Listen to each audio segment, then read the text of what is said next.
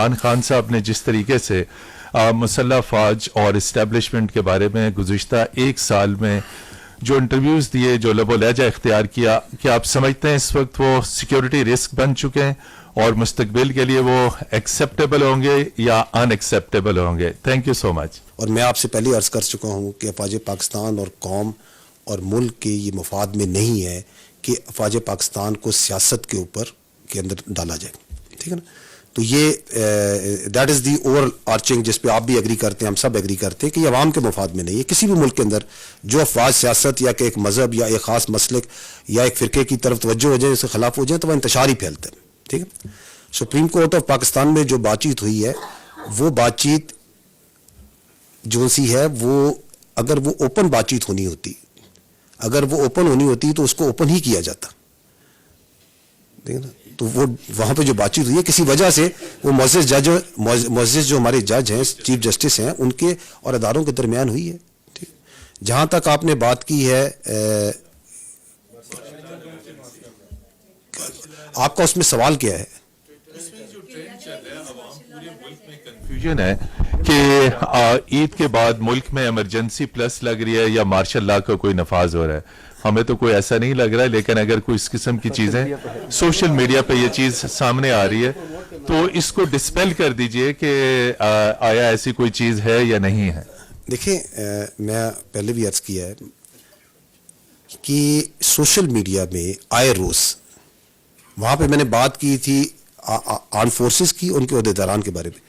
یہ میں نے بات کی تھی کہ ان کے بارے میں آئے روز بے بنیاد، بغیر کسی جواز کے، صبح و شام چہرے اور بغیر چہرے کے، نامی اور بے نامی اکاؤنٹ سے ایک تواتر سے ایک پروپیگنڈا جاری ہے. اب یہ آپ معزز لوگوں پہ ہے، جو اتنے تجربہ کار لوگ ہیں پاکستان کے عوام ہیں، کہ وہ اس کو کس طریقے سے دیکھتے ہیں. سپریم کورٹ میں بھی ایک ڈیبیٹ ہے اور بحث، زیر بحث ہے یہ معاملہ کہ افواج پاکستان کی جو سیکیورٹی ہے الیکشن کے لیے وہ دینے سے معذرت کی گئی ہے. اس کی کیا وجوہات ہو سکتی ہیں؟ ذرا تھوڑا سا اس کو کلیئر اگر کر دیں. آئی تھنک میں اس بات کو واضح کر چکا ہوں کہ افواج پاکستان کی جو تعیناتی ہے، چاہے وہ الیکشنز کے لیے ہو، چاہے وہ قدرتی آفات کے لیے ہو، چاہے وہ پولیو کے لیے ہو، سینسس کے لیے، ان ایڈ آف سول جتنی تعیناتی ہے وہ فیڈرل گورنمنٹ کرتی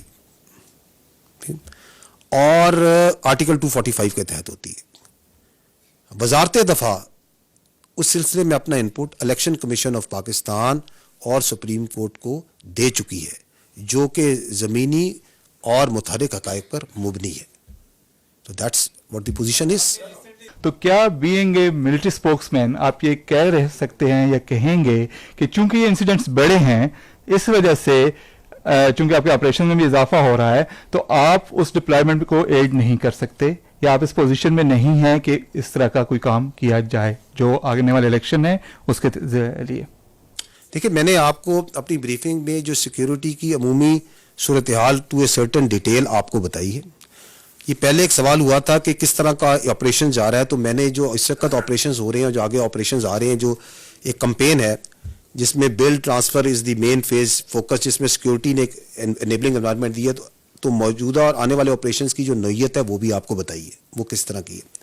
میں نے آپ کو یہ بھی بتایا ہے کہ ہماری جو سیکیورٹی فورسز کی جو آرمی کی فول جو تعیناتی ہے، جو ڈپلائمنٹ ہے، اس کی مجاز حکومت پاکستان ہوتی ہے، اور ہم نے اس کے اوپر جو اپنا مفصل انپٹ ہے وہ الیکشن کمیشن آف پاکستان کو اور سپریم کورٹ کو بھی ڈیٹیل میں بتا دیا ہے.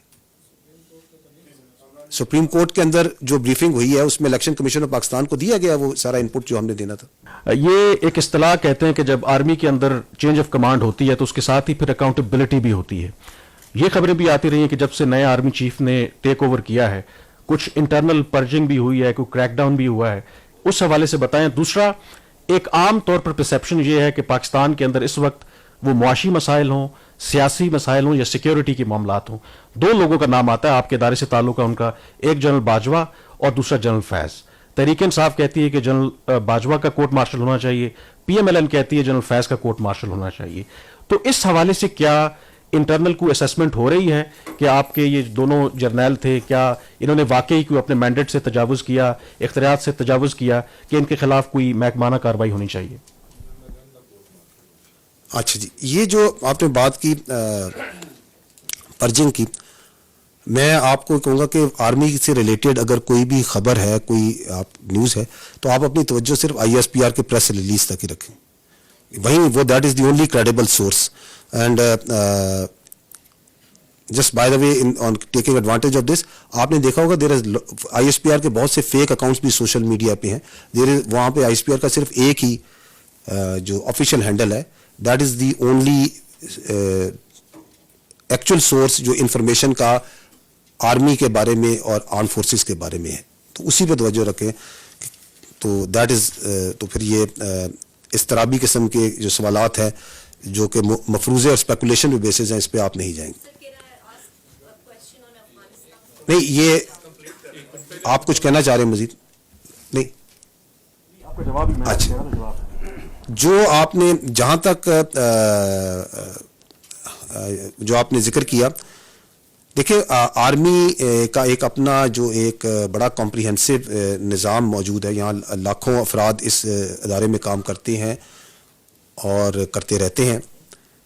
इसका एक अपना बड़ा कॉम्प्रिहेंसिव सिस्टम मौजूद है फॉर इंस्टीट्यूशन. अगर कोई तामीरी तनकीद हो और कोई चीज़ हो जिससे वो तादीबी कार्रवाई होती है, but that system is based on facts.